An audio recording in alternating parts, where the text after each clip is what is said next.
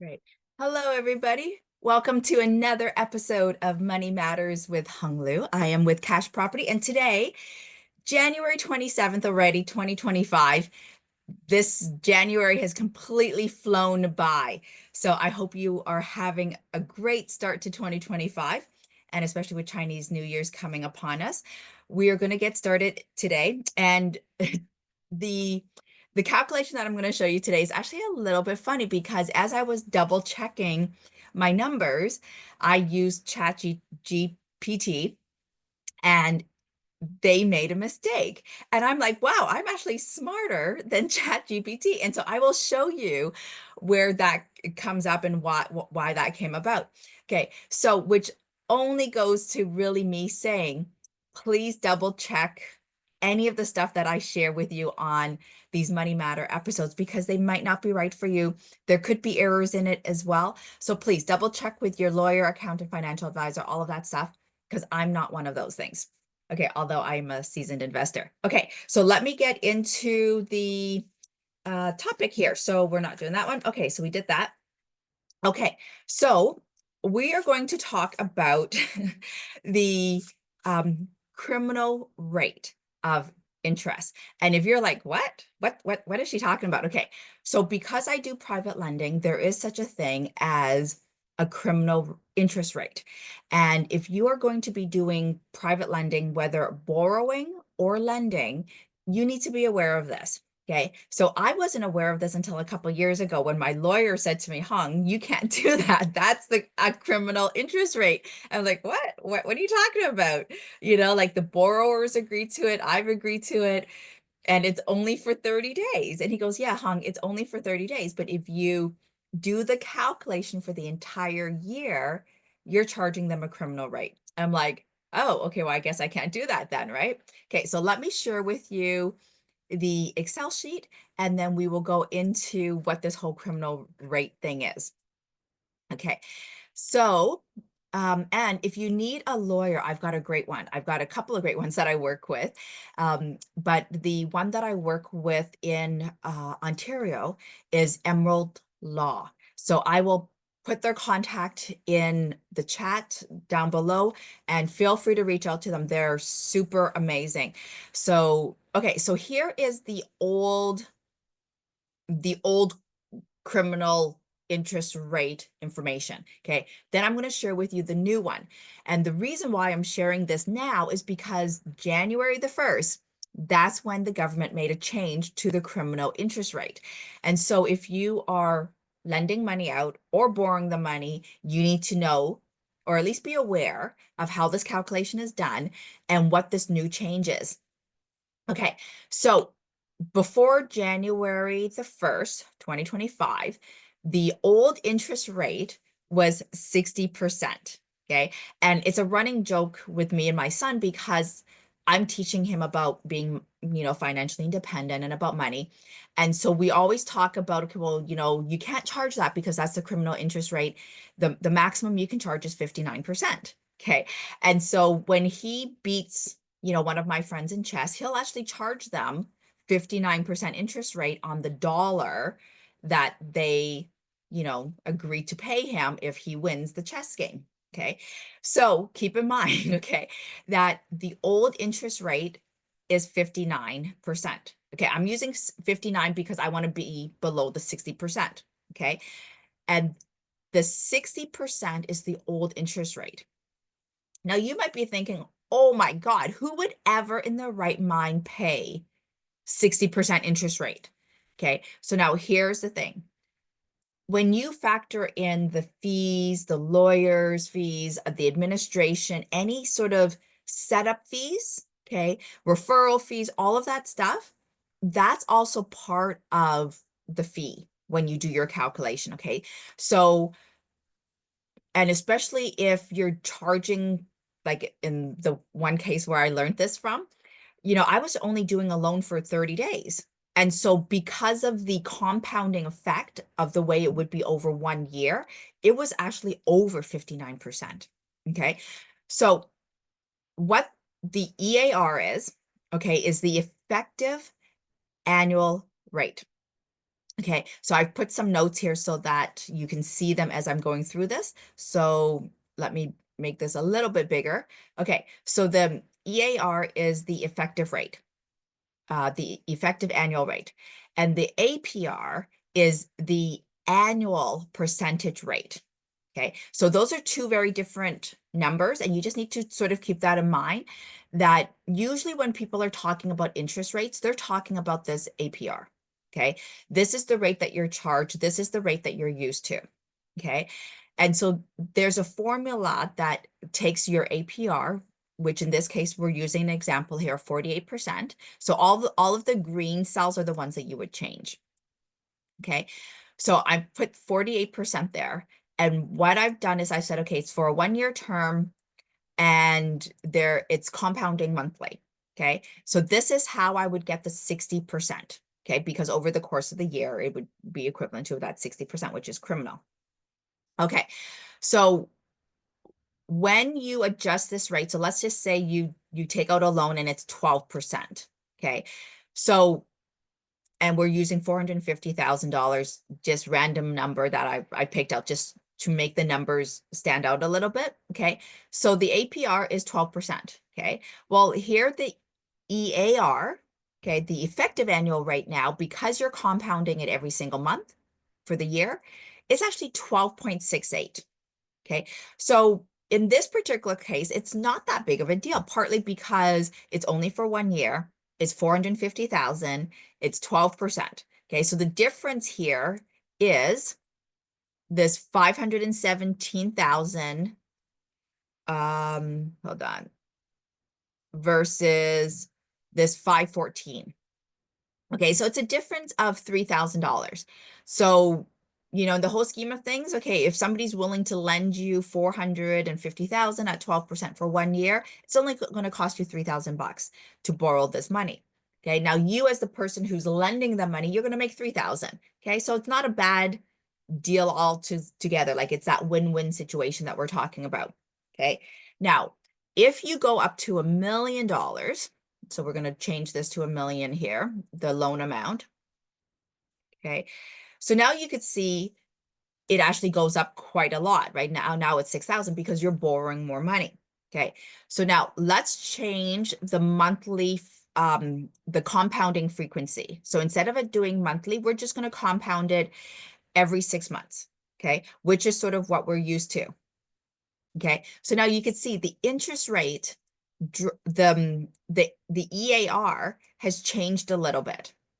Okay, but look at the interest amount that you've actually paid. It's significantly reduced, right? Because now you're not compounding it every single month. You're just compounding it twice a year, right? At the 6-month mark.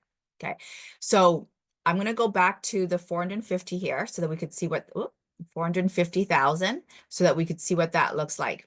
Okay, so as you can see, the EAR is similar, okay, but the amount that you're being charged is very, very different. Okay, so that's one of the things that you need to keep in mind when you're running these numbers. Okay, so this was the old criminal interest rate situation. Okay, so I'm going to move this back up to the 48%.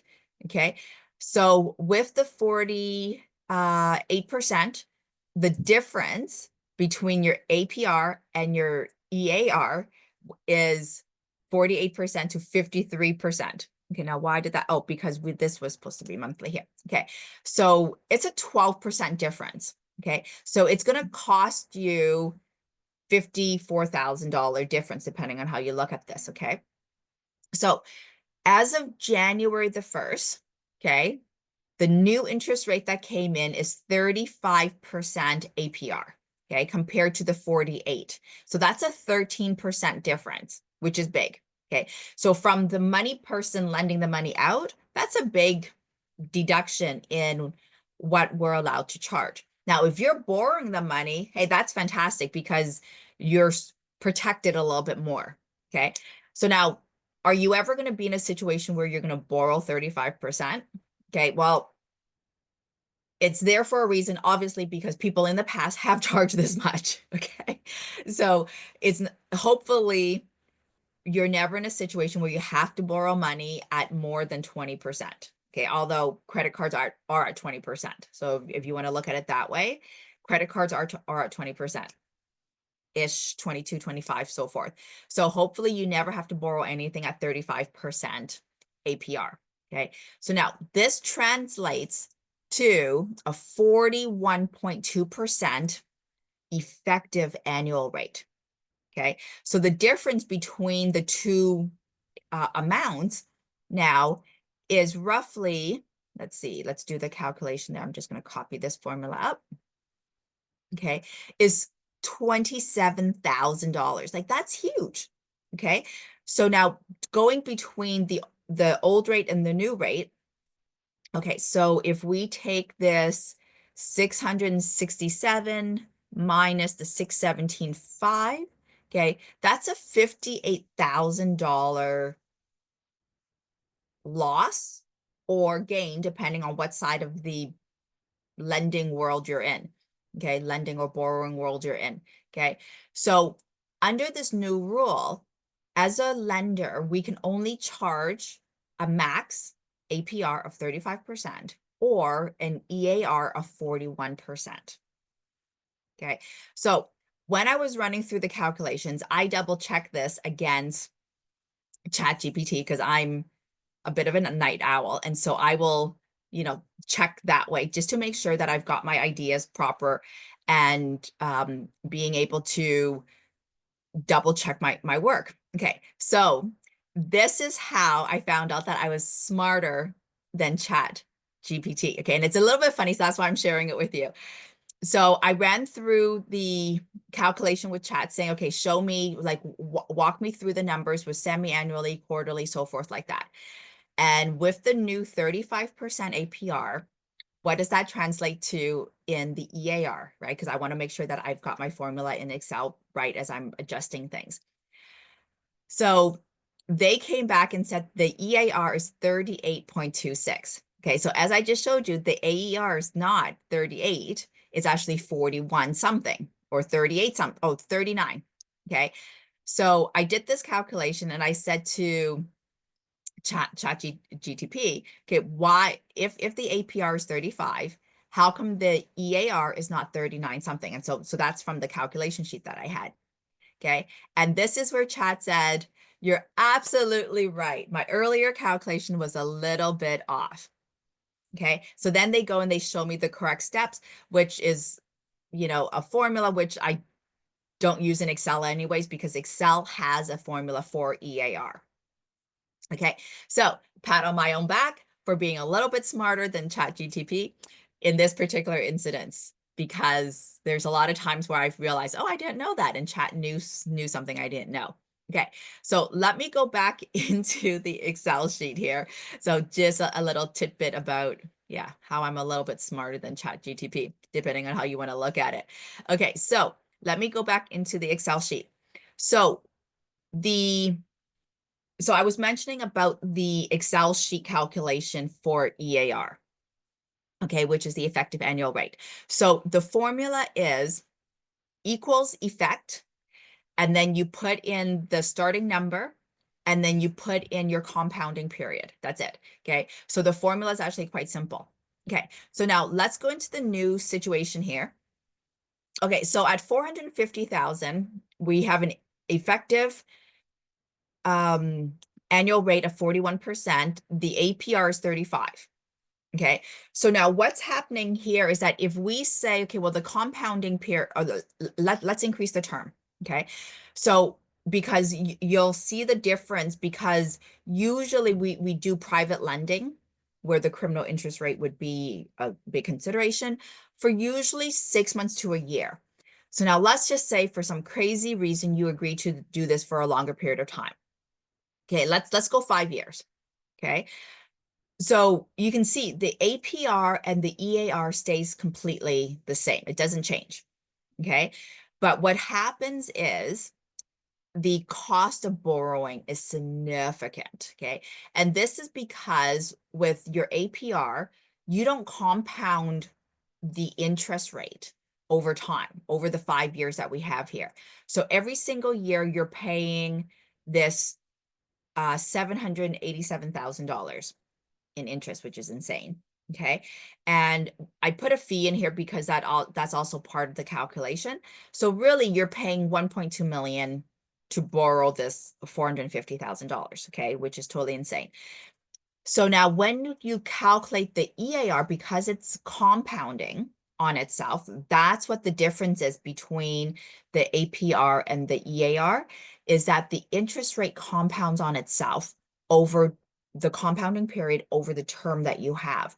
So the longer the term that you have, this is where you really see the compounding effect. Okay, so now we've got this set at 1 month, so that's a little bit crazy, right? So the difference here, you're actually almost paying double the interest because you're compounding it over the time frame. So now let's just say you're compounding it annually instead. So every 12 months, you're going to be compounding it. So it's actually just compounding it once a year. So it's going to compound 5 times in this 5-year term. Okay, so the difference here now is going from the 1.2 million from your regular APR where there's no compounding to the compounding where it's just over 2 million. So the difference in that is $780,000. So it's still quite significant. Okay, so now let's just go down to our normal interest rate that we would like to see when we're doing private lending. Okay, anywhere from 10 to 15% at the most. Okay, so the difference here is, let's see here. Okay, so let me go this back to 1 month. Okay, so if it's monthly, you can see from the 12% APR, the EAR is 12.68. So it does change a little bit. Okay, now if we're compounding it yearly, okay, the interest rate is exactly the same. The APR and the EAR is the same. But now what the difference is the compounding over the 5-year term. Okay, so that's where the difference in your total payment is about $73,000 because it's over a 5-year period of time.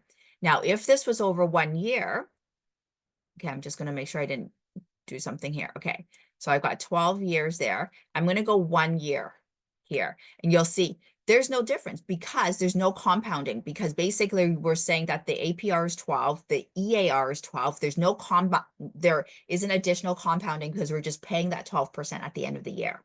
Okay, so if you are borrowing funds, you want to make sure you understand what the compounding frequency is. So usually for private lending, it is just once during that time frame. If you are the borrower and the lender's coming to you and saying, hey, we're compounding this every 2 months, okay, you're going to want to know that, because now that changes your EAR quite a bit. If they're compounding it every 6 months, okay, that changes it a little bit as well. And if you're doing it every month, that's a little bit crazy. Okay, so now the other thing to keep in mind is that when you are borrowing private funds, okay, as an investor, we also lend money, but we also borrow money. Okay, so we always want to make sure that if we're the borrower and if we're borrowing 12% or 15% cash to leverage to do other projects, we want to make sure that we can pay this 12% or higher interest rates off as quickly as possible. So if you have to go and do this for 1 year, okay, you want to pay this off as quickly as possible. But now if you go and you have to renew it for another 2 years, technically, oh, sorry, so now we're back to 12 months here. Okay, if you have to renew this for 12 months and do it again for a 3rd year, 4th year, and so forth at 12%, okay, that's where you're going to be losing a lot of your profit. Okay, so you want to make sure that as best as possible, you're getting out of your high interest borrowing, and the compounding period is every 12 months. Okay, so that way you're not compounding on the compound every single month or every 6 months. Like, that's just crazy. Okay, so let me just make sure, the criminal rate. Okay, so this does not, there's some exceptions. Okay, the exceptions are around commercial lending. So if you are doing commercial lending or commercial borrowing, you're just going to want to check with somebody else, just to understand what those exceptions are, because there are exceptions to that. And then the other thing is to also understand, okay, this is one of the reasons why I went down that rabbit hole of figuring all this out. When my lawyer told me, and especially when the criminal rate changed, okay? And this is, beyond the math portion, this is even what's more important than just understanding the math behind it. If you end up charging a borrower more than the new, so this is the old, yeah. So if you end up charging more than the criminal rate, you will actually be fined and you can actually go to jail. Yeah, I should have said that at the beginning, because I think that would have really made you listen a little bit more. Okay. If you end up charging somebody more money, more interest than the criminal rate, you could be, you may be fined and you may have jail time. Those two reasons. Okay. And so for me as a single mom, with my PN and my PMP, I can't risk any of that stuff. Okay, so for you as a lender, you need to be aware of that. For you as the borrower, you need to know that, because you want to raise that definitely with your lawyers, okay? The other thing too is that in different provinces, you may or may not need a license to do private lending. Okay, in Ontario, my understanding is that even if it's your own cash, you should be going through a broker, like a mortgage agent or something like that, who is skilled in doing private lending. Okay. In BC, if you do less than 10 private lends with your own cash, and if you're making, I think less than 1,000 or less than 10,000, I can't remember the number now. If you're making less than X amount of money, which of course, as a lender, you want to make way more than that. If you're doing less than 10 lends a year, you don't need a license. But if you're doing more than 10 private lends, you need a license. Okay, this has been an ongoing debate with myself and a bunch of other private lenders. You need a license if you're going to do more than 10. Okay, so if you lend somebody 50,000 and then you lend another person 50,000 and you lend another person 50,000 and you do 10 of those a year, technically under BC law, you need a license. Okay, if you don't have a license, you can get fined and potentially lose whatever designations you have. Yeah, and potentially have a criminal record. Okay, so those are that is my comments about the criminal interest rate. Okay, so one last thing before we go. Okay, so as you can tell, like I spend a lot of time with calculations and researching and just trying to understand the details of things, because there's a lot of implications that a lot of times we just don't realize. Okay, so one last thing to share before we go. I am speaking at an event tomorrow. So if you are local to Vancouver, please come. I'm going to be sharing with you how my partners and I are increasing a property that we have by $1.8 million by this super crazy idea that they had. And when they told me, I'm like, that is genius. Like, a lot of us are doing it, but a lot of us are not doing it. And so if you come and you'll learn how to increase something by $1.8 million. And then also I'm going to share with you a campground that I was looking at that was worth $7 million and why I walked away from it. Okay, so if you are in town, I will include this link in the chat, and please come and support me. Okay, come out and listen to the conversation. There's a lot of networking at this event as well.